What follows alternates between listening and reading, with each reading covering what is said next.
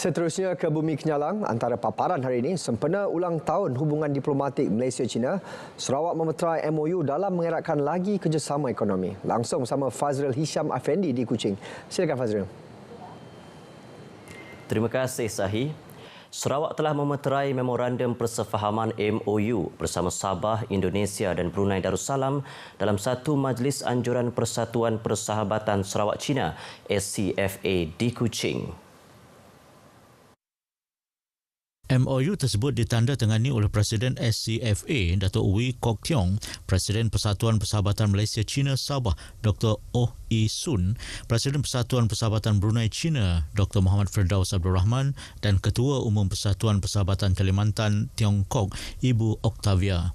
Upacara tersebut disaksikan oleh Timbalan Premier Sarawak Datuk Amar Dr. Sim Kui Hian yang mewakili Premier Sarawak. Ditubuhkan pada 2005, SCFA berfungsi sebagai platform komunikasi antara Kerajaan Sarawak dan China bagi menggalakkan hubungan dua hala yang lebih erat di samping menyokong usaha mempromosikan Sarawak sebagai destinasi pelancongan dan peluang perniagaan kepada masyarakat di China. Terdahulu, Datuk Amar Dr. Sim menerusi teks ucapan Premier Sarawak memberitahu langkah ini diambil bukan sahaja untuk memperkukuh hubungan diplomatik, malah mengeratkan lagi kerjasama ekonomi antara keempat-empat pihak dalam pelbagai bidang strategik seperti perdagangan, pendidikan, pelancongan serta pertukaran budaya.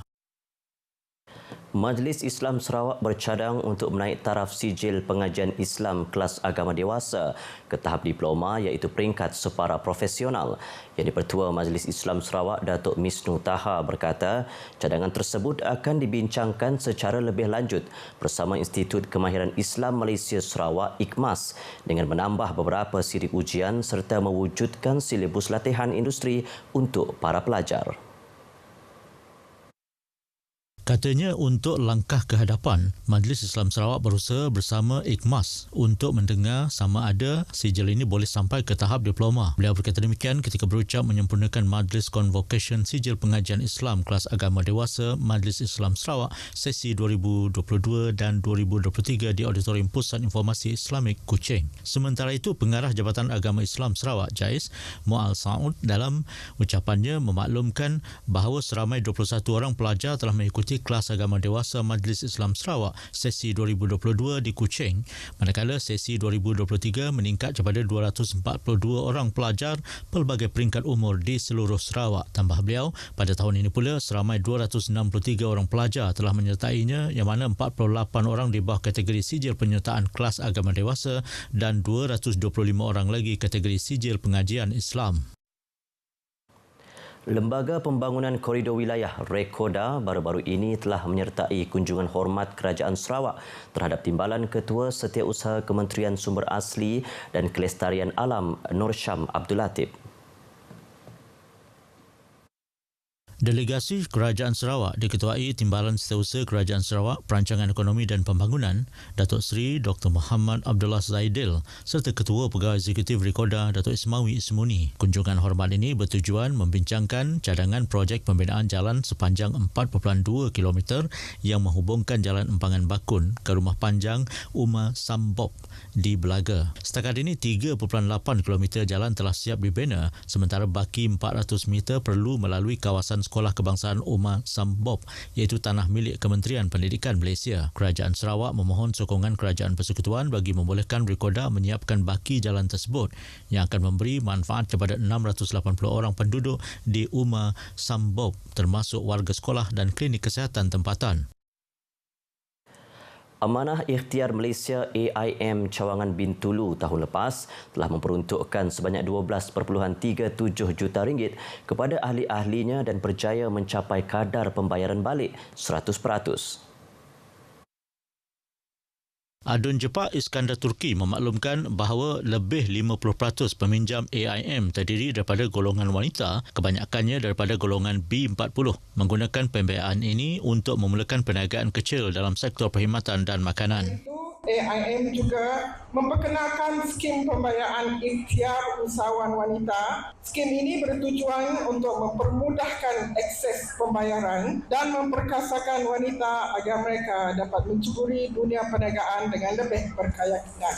Noriha Ali memberitahu demikian semasa mewakili adun Jepak pada Majlis Apresiasi Sahabat Usahawan AIM Bintulu. Pada majlis sama, turut dilancarkan logo baharu Kelab Wanita Ikhtiar Bintulu KWIB. Jabatan Muzium Sarawak telah menerima sumbangan berupa 27 meriam mini daripada Peter Hammer, seorang jurutera yang pernah berkhidmat di Sarawak dalam satu majlis simbolik di Amsterdam, Belanda. Koleksi meriam ini diserahkan kepada Pengarah Jabatan Muzium Sarawak, Nancy Jolhi, dengan disaksikan Menteri Pelancongan Industri Kreatif dan Seni Persembahan Sarawak, Datuk Seri Abdul Karim Rahman Hamzah. Peter, yang merupakan jurutera di Sarawak Shell Berhad Miri dari tahun 1976 hingga 1984, menyumbangkan koleksi ini dengan niat mengembalikan artifak bersejarah tersebut ke Sarawak, negeri di mana ia memiliki nilai budayanya tersendiri. Sumbangan ini memastikan artifak bernilai tersebut dapat dipelihara dan dihargai oleh generasi akan datang di tempat asalnya. Meriam mini ini yang diukir dengan seni halus dan mencerminkan keindahan warisan seni Borneo kini menjadi sebahagian daripada koleksi berprestij Muzium Sarawak, sekaligus memperkukuhkan kedudukan muzium ini sebagai pusat global untuk artifak budaya dan sejarah. Perlumbaan basikal Kuala Baram Cycling Race 3.0 diadakan hari ini dan esok mendapat penyertaan menggalakkan dari dalam dan luar negara. Pengerusi Jawatankuasa Tetap Pembangunan Pelancongan Majlis Bandaraya Miri, Kaunselor John Terawi, berkata penyertaan tahun ini menunjukkan peningkatan kepada 32 pasukan berbanding tahun lepas 20 pasukan. Katanya perlumbaan yang memasuki tahun ketiga ini bertujuan mempromosi Bandaraya Miri sebagai destinasi perlumbaan berbasikal di Sarawak serta memperkasakan sukan pelancongan di Bandaraya Miri. Beliau berkata demikian kepada media selepas acara pelepasan ujian masa berpasukan disempurnakan pemangku Residen Bahagian Miri, Juan Obid, di Simpang My Goal, Jalan Lutong, Kuala Baram, Miri. Perlumbaan acara ujian masa berpasukan meliputi jarak sejauh 21 km bermula di Jalan My Goal dengan melalui Jalan Lutong, Kuala Baram dan membuat pusingan U di persimpangan Taman Buaya sebelum ke Jalan My Goal. Manakala perlumbaan utama akan berlangsung esok bermula pukul 6 pagi melibatkan laluan sejauh 111 km bermula dan berakhir di Dewan Bandaraya Miri, Marina Bay. Seramai 439 peserta dari Sarawak, Sabah, Terengganu, Kedah, Selangor, Melaka, Johor, Perlis, Negeri Sembilan dan Perak, termasuk dari luar negara iaitu United Kingdom, New Zealand, South Africa, Indonesia, Brunei dan Filipina menyertai perlumbaan selama 2 hari ini. Perkongsian itu tadi mengakhiri berita dari Sarawak. Dari sungai ke segara, Palestin pasti merdeka. Kembali bersama Sahi untuk perkembangan berita selanjutnya. Terima kasih, Fazrul.